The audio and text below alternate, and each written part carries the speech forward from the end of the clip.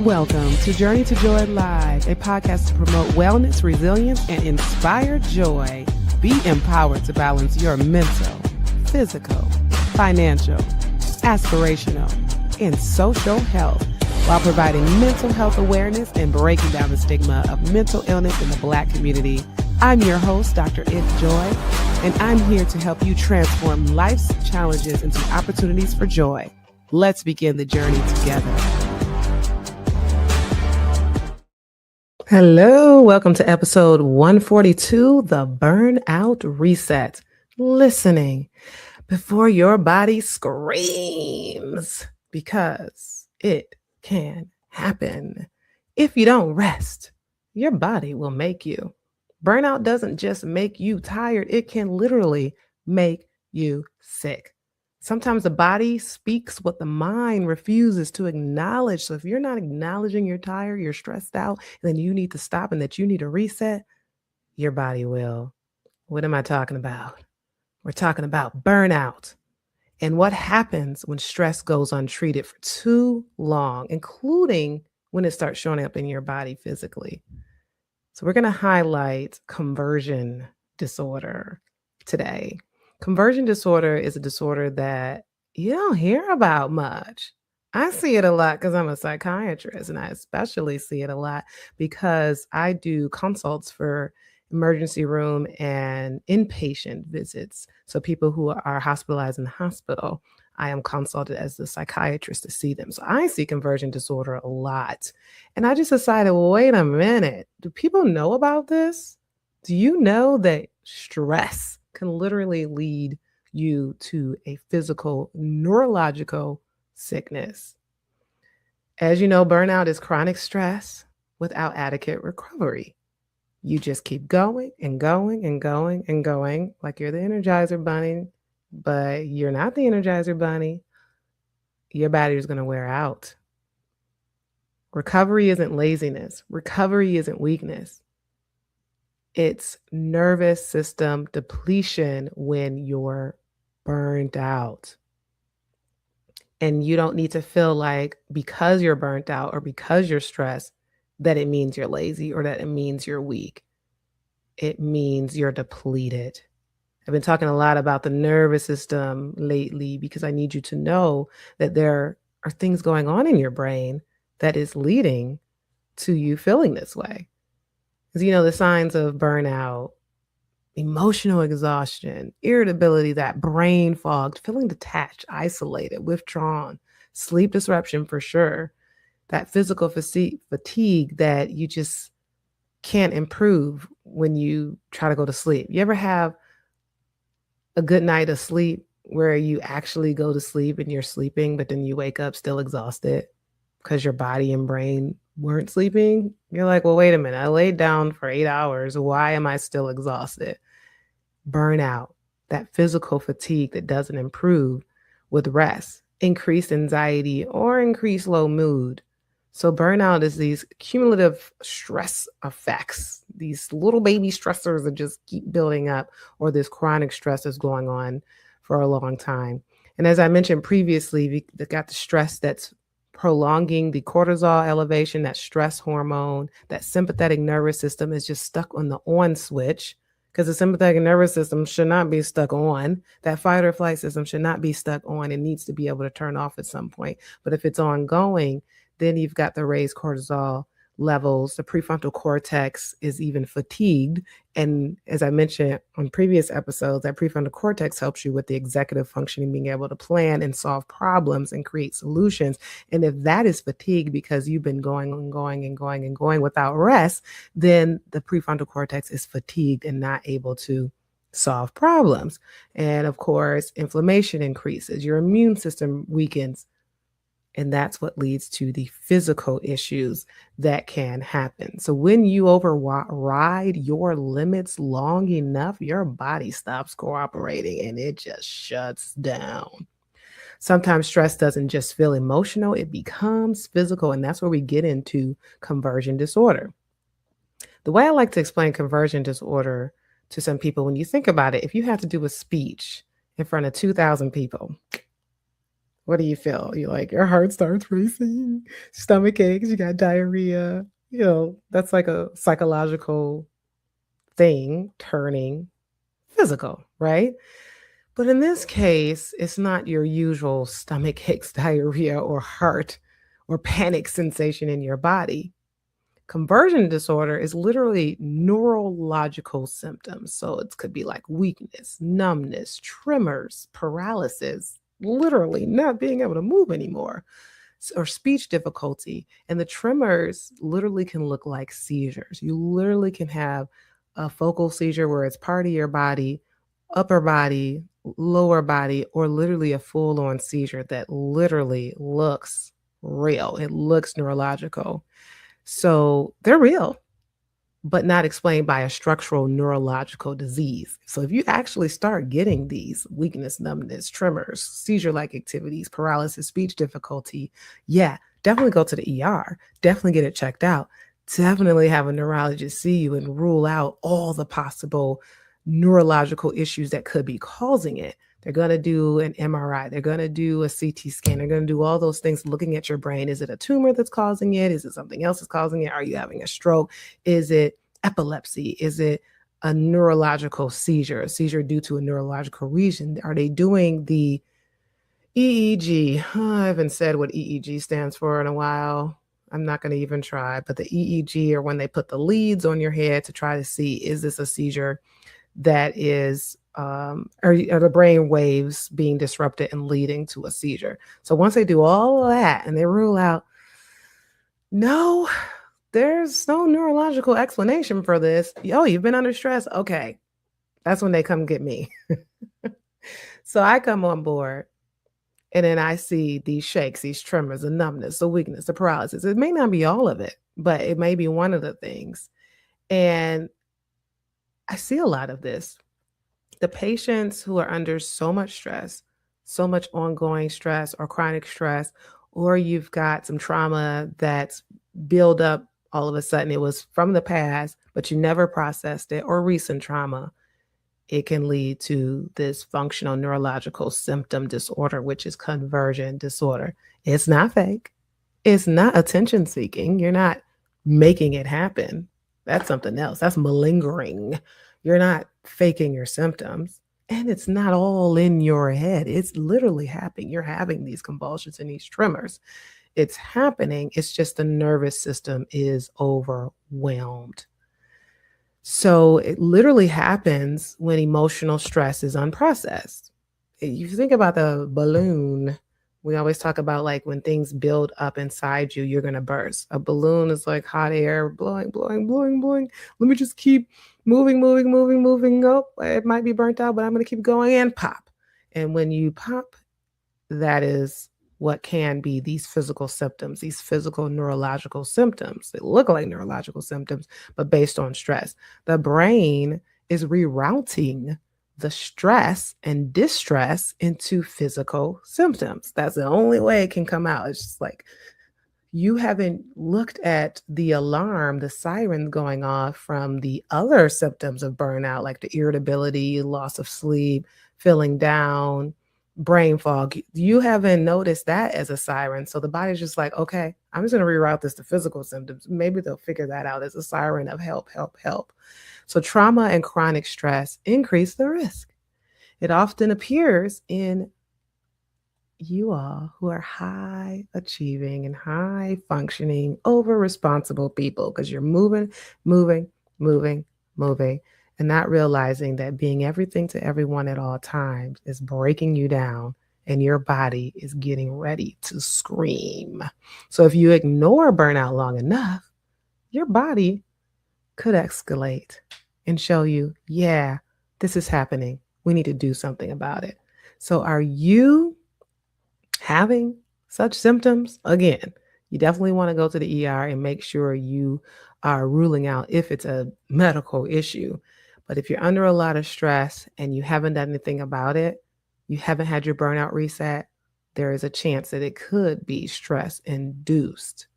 So Journey to Joy Live is always about how you can reset, how you can maintain self-care, how you can prevent burnout? And if you have burnout or if you're stressed out, what can you do? Because it's all about what you do. You have control.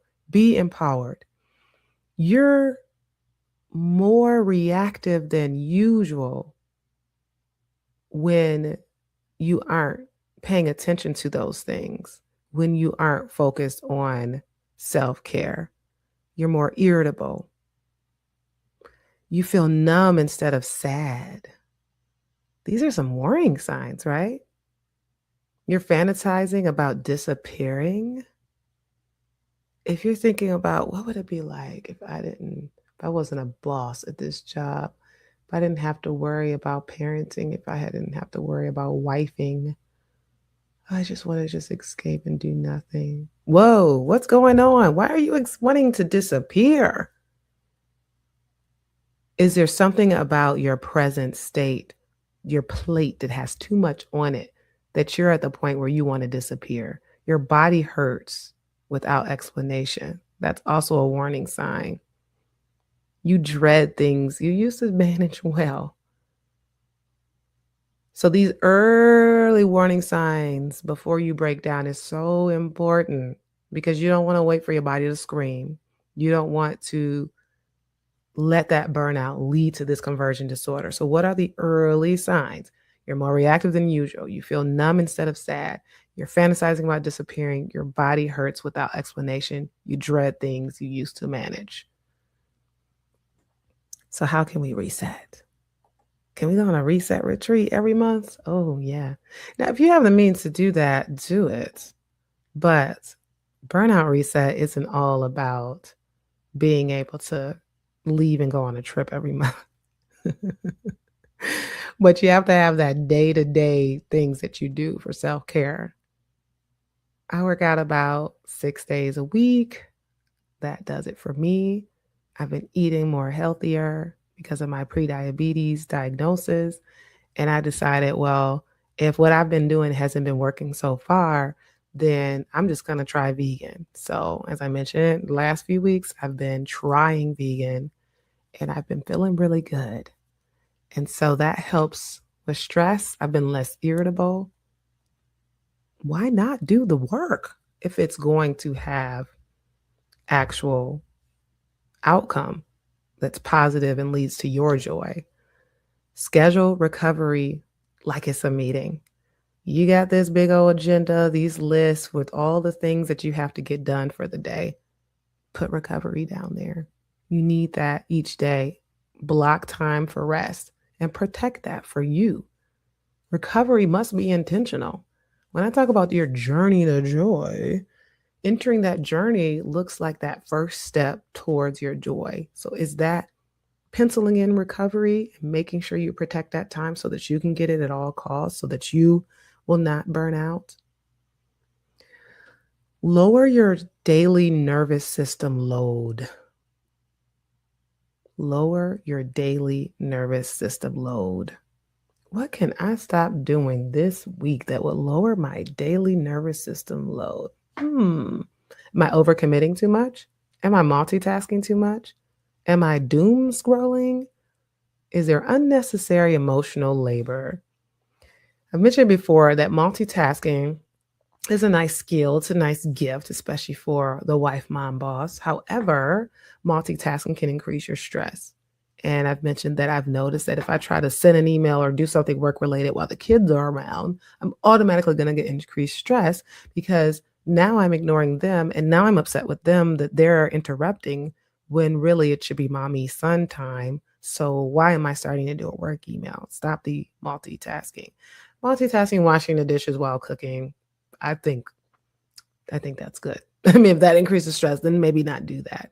But that works for me. I can multitask while cooking dinner and while getting a glass of water for my son. That kind of multitasking, sure. But when it crosses over different phases of my life or different roles, like the boss role crossing over with the parent role and doing that at the same time, that's difficult. So I am limiting the role multitasking. So what kinds of overcommitment multitasking things can you do less of? So that's key when you are doing your burnout reset. Recovery, Schedule your recovery like it's a meeting. Lower your daily nervous system load. Stop overcommitting. And thirdly, regulate physiology first. Obviously, we're talking about how stress can turn into something physical, can turn into something neurological. So you have to protect your body. 5 minutes of slow breathing, long exhale. Even listen to some music, some Hans Zimmer. That's what I like. Box breathing is great. Breathing in for 4 seconds, holding for 4 seconds, breathing out for 4 seconds, holding for 4 seconds. Walking outside, exercising, getting some sun. It's cold, I know. Getting some type of physical activity, at least 30 minutes a day. Cold water on the face can reset and regulate your physiology. Progressive muscle relaxation. There's a lot of progressive muscle relaxation videos on YouTube, but it really is about regulating and resetting that tension in your muscles that you get with anxiety and with prolonged stress. So tightening each muscle group and relaxing them. It's like retraining the muscles to chill out because they're over here, it's all tensed up. The fourth thing, identify the hidden stressor. Where am I overfunctioning? What boundary am I avoiding? Who or what drains me the most? Burnout is rarely random. What is the stressor? What is the stressor? Number 5, don't wait for a collapse to ask for help. You trying to do everything for everyone at all times by yourself.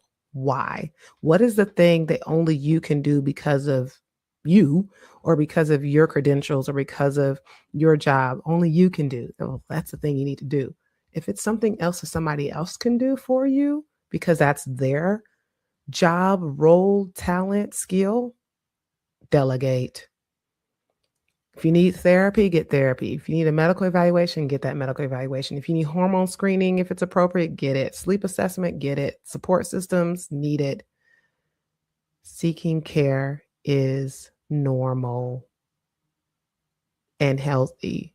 Seek it early. Preventative care is the most important and best thing to do rather than reactive care or intervention in the moment.